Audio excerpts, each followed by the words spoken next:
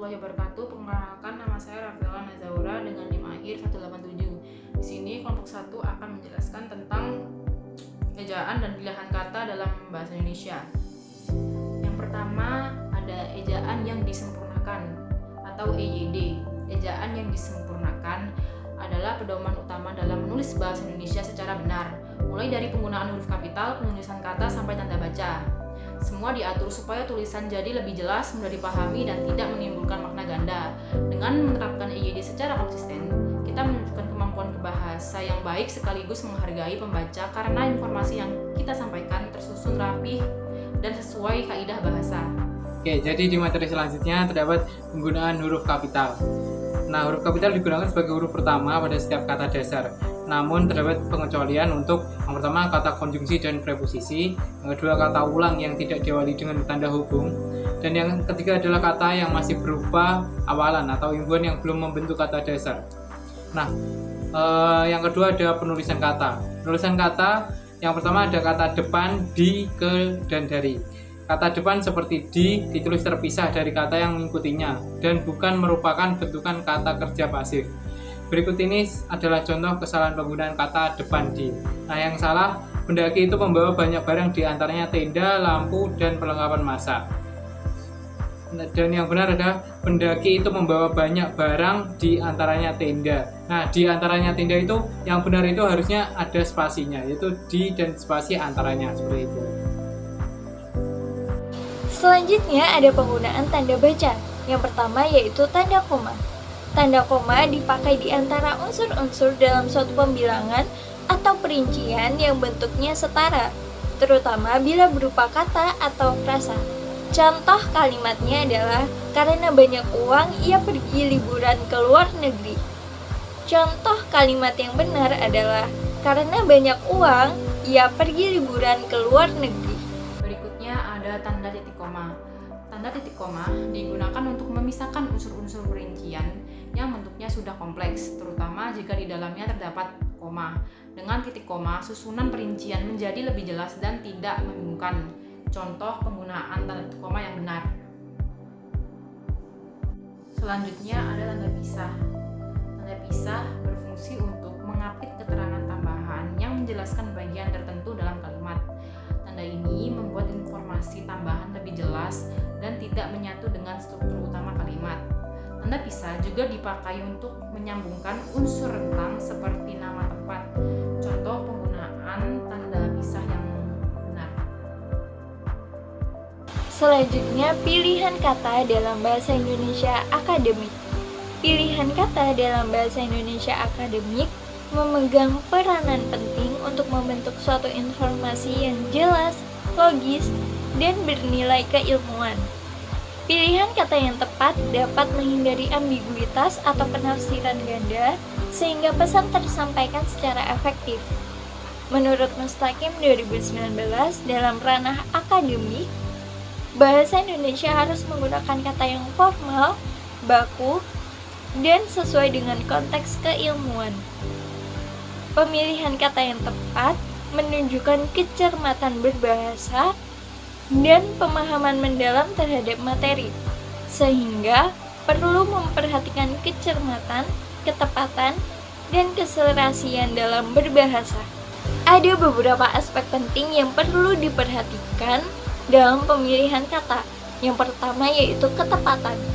Ketepatan dalam pemilihan kata berarti kemampuan memilih kata yang dapat mengungkapkan gagasan secara akurat dan mudah dipahami. Ada 5 aspek makna kata. Yang pertama, makna konotatif dan denotatif, makna sinonim, eufemisme atau penghalusan kata, makna spesifik dan generik, yang terakhir makna abstrak dan konkret. Aspek yang kedua yaitu kecermatan.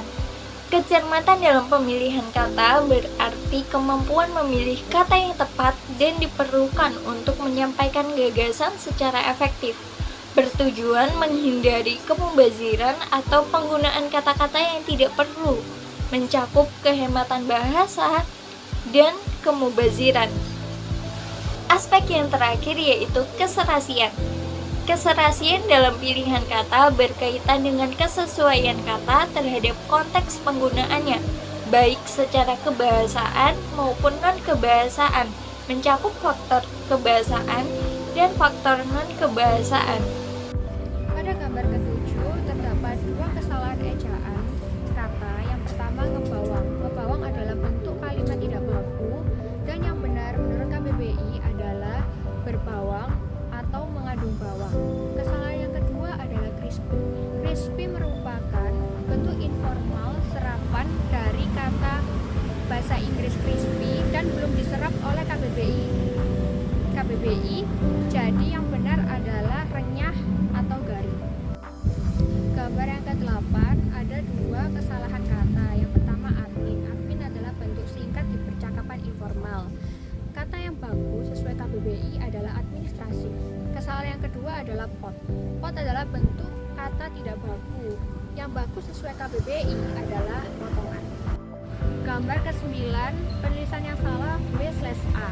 W/A merupakan penulisan yang tidak baku dan singkatan dari WhatsApp.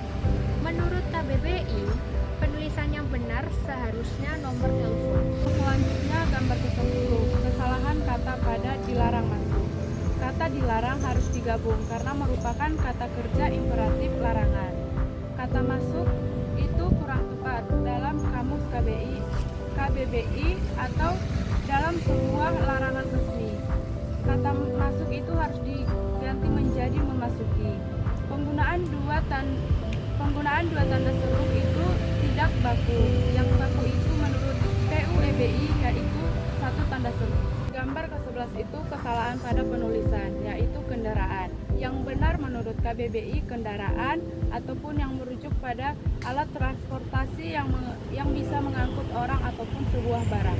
Gambar ke-12 kesalahan pada ejaan kata telur. Yang benar menurut KBBI telur, yang merupakan sebuah sel hewan yang dihasilkan oleh betina. Pada gambar ke-13 terdapat kesalahan penulisan di kata ditunggu yang seharusnya adalah ditunggu tanpa spasi, karena kata di pada kalimat ditunggu merupakan kata kerja pasif yang seharusnya penulisannya adalah gabung pada kata dasar. Pada gambar 14 terdapat kesalahan penulisan di kata take away yang seharusnya adalah take away, yang merupakan serapan dari kata bahasa Inggris take away, TAKEAWAY, yang berarti membungkus makanan atau membawa pulang. Selanjutnya di gambar ke-15 terdapat kesalahan pengejaan kalimat, yaitu jual dan material, yang seharusnya jualnya ditulis tanpa W dan material tanpa Y. Terima kasih.